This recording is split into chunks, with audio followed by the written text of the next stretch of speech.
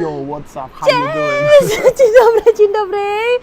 Good morning from Albania, Dures, Albania. Actually, now we are just having our breakfast. Yesterday we just arrived to Albania for the very first time, and we stay in the one of the very beautiful hotel, as you see, with the balcony facing directly the ocean, which is very cool.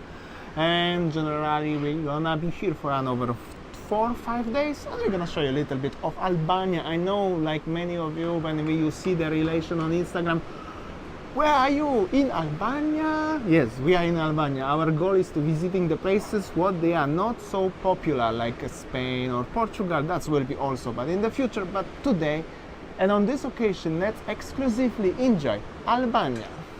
Sayang, I know you don't like the heights, because for you it's a little bit scary, especially here in the corner. Look at this one. This one is actually cool. You get to the corner like this one.